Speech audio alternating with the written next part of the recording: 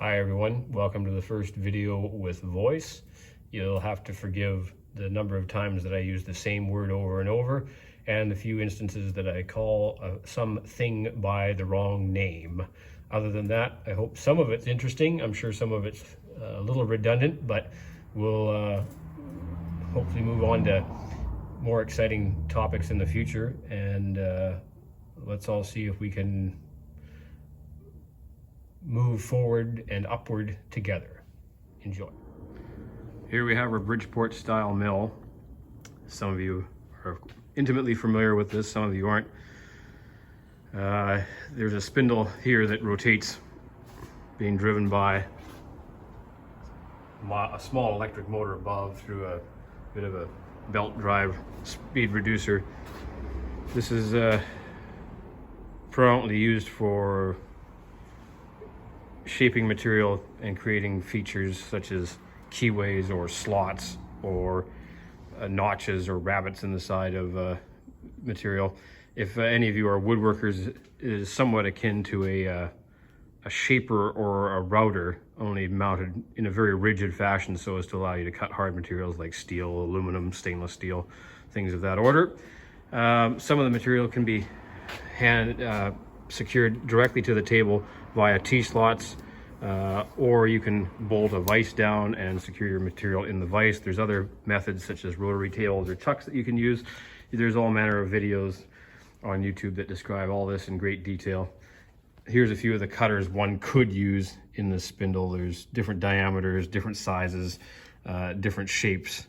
That would be for rounding the corners on a part. That would be for roughing material quickly. That's a small end mill for creating smaller features, a larger end mill for creating larger features, and so on and so forth. There's indexable insert shell mills for taking off larger amounts of material.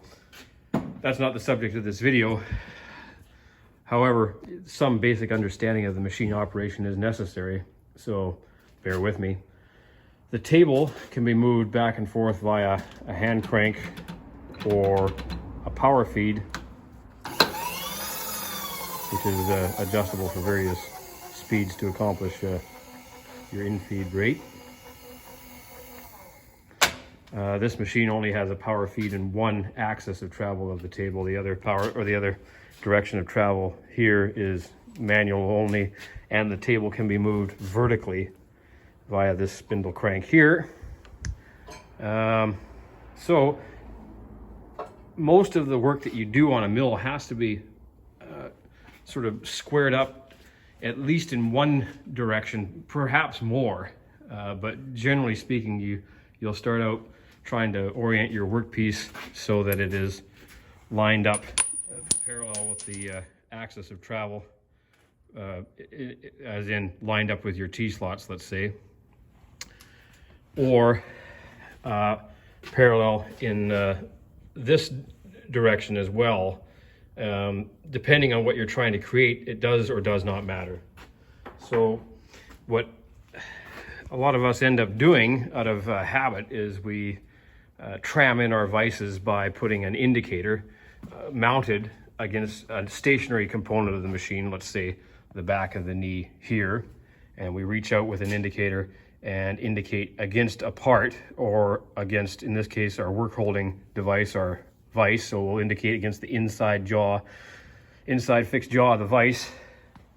Here's a couple of indicators for your enjoyment. We have, of course, the first one that you ever buy because you don't know any better, and then the second one that you buy because you started to learn, and then the one you should have bought in the first place. But there we are, take your pick. They all do the same thing. This one, being a test indicator, has a very small range of motion. These other dial indicators have approximately an inch worth of travel. We'll get more into that later, but for now, just bear with me here, and we'll get there eventually. So here we have our little dial test indicator set up with the magnetic base attached to here, and the pointer bearing against the back jaw of the vise. And if we move the table to and fro,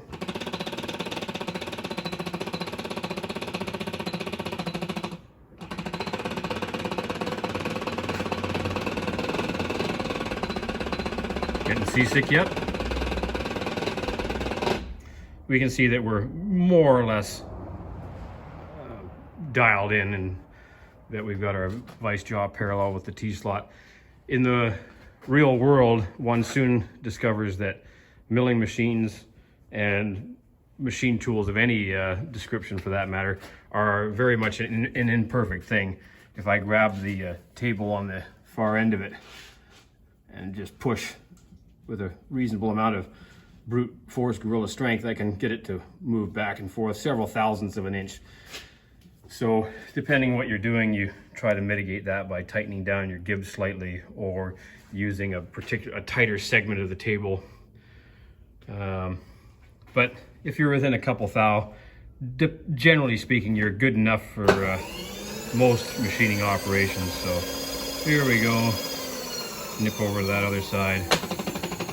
You know, we're within about a thou and a half, depending on which way the wind's blowing.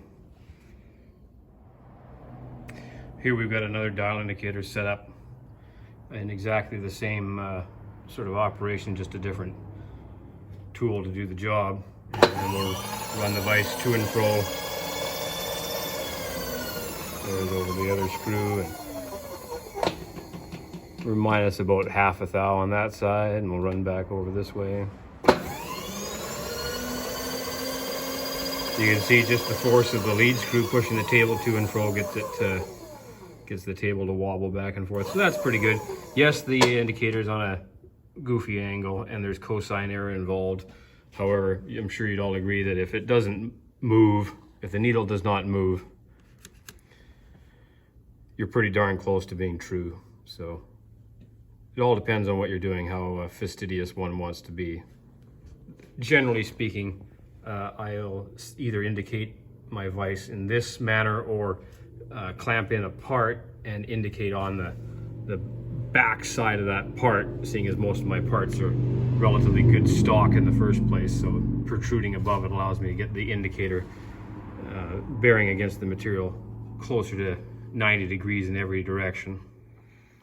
So over here we have our Parkinson and Sons, made in England, conventional mill. Has an angle head on it there. The table, just this table alone, likely weighs as much as the entire made in China knee mill Bridgeport knockoff over yonder. So this machine has considerably more mass to it, to use our scientific lingo that everybody likes nowadays. They used to call that weight, but now we call it mass. Similar idea, has a table that moves left, right, in, out, up, down. Here's our hand crank. And if one has to tram this table to and fro a couple of times, they soon develop arms very similar to Popeye, and they start trying to use power feeds, which sometimes is a good deal and sometimes is not. And it begs the question, are we indicating in the most efficient manner? And what are we indicating to and why? So we're back over here at the identifies as a Bridgeport. If we start looking at some of the features, the front edge of nearly all mill tables is a finished surface, as are most of the T-slots. They are fairly precision with limitations, but you can test your particular mill and prove this for yourself. So if we start using other surfaces, true surfaces, to indicate against, we start to think with an open mind here, and let's see what we can come up with. So rather than running the table back and forth, let's run the indicator back and forth. And rather than running the indicator off a surface that's relatively inconvenient to get at, such as up here, let's just use the front edge of the table as our reference edge. So here we have just a piece of hot rolled mild steel, finished on one side only, quick and dirty. Bit of a notch cut out over there. The most important feature that I was actually looking for is I wanted this far edge to be as straight as possible so as to bridge any imperfections in the side of my mill tables. There's very few places where there's a protrusion, and if there is, I'll dress that out with a stone or a file. But there are some places where there's divots from previous apprentices knocking parts into the side of the table, or in certain circumstances there's actually marks from drilling operations in the side of the table which are inexplicable as to their origin. The aliens must have come and done it in the middle of the night between eviscerating cows and creating crop circles. So give me a minute, I'll get the indicator on. So here we've got our steel plate hooked over the edge of the table, magnetic base attached yonder, and a dial indicator set up on the back side of the, bearing against the back side of the table. So we're measuring the front surface against the back surface of the mill table, and it's not diagnostically relevant, but there is some taper to it. But generally speaking, you're only indicating over a 3 to 5 inch area, so probably close enough. Okay, we got our sled hanging over the edge of the mill table, butted up against the mill table that way. We've got the indicator attached and bearing against this piece of key stock. Ordinarily, I'd be trying to indicate against the side of the material that's bearing against the fixed jaw of the vise, but in this case, we're just doing it for the benefit of the camera. And the needle shows pretty close to 0, and we'll sweep the indicator across to the other end of the part, and we've got +1. And then back over here, and we've got +0.5, and back over here, and we've got our +0.5. So it's going to walk around a little bit depending on the way you're holding your mouth and the undulations in the material and every other darn thing, but you get the point that you can get at least your part or your vise close and then prove it with a final check by hanging your indicator off the knee to the part. So with a small part where you only have to move back and forth several inches, it's not a great hardship to be cranking the table back and forth. But when you start using parts that are several feet long and or the larger mill, it can be downright irksome or tiresome to have to crank the mill back and forth numerous times to get your part zeroed in. So here we have 2 different styles of sled that I made up. One long and skinny, if you will, with a little hook on the end. The other one wider, with a larger hook. That way, if you're working close to a fixture or an edge, at least you have some ability to move back and forth.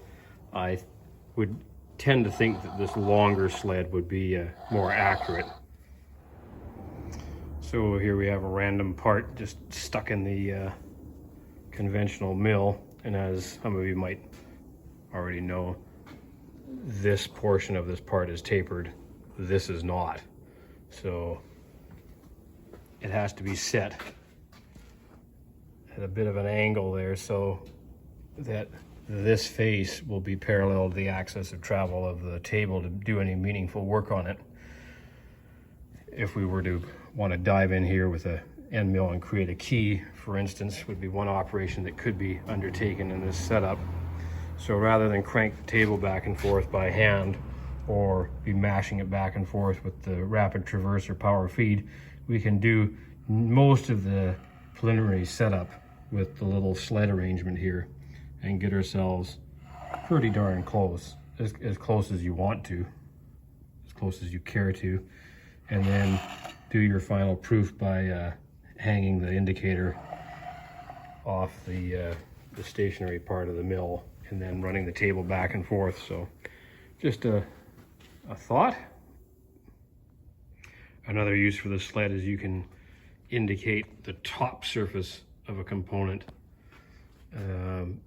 Where this might be handy is to either to true up a irregular part so that its top surface is more or less parallel to the table, or by setting stops that the sled will come up against, you can move the pointer of the indicator over a known dimension, which would allow you to calculate tapers or slopes. So if we wanted to incline the material at a specific angle, we could set these two stops a specific distance apart and do the trigonometry and come up with our angle. And if you're stuck for a second stop, your cheapy standards for your micrometers can be used so as to get a real quick sort of known distance that your sled is moving. Just a thought.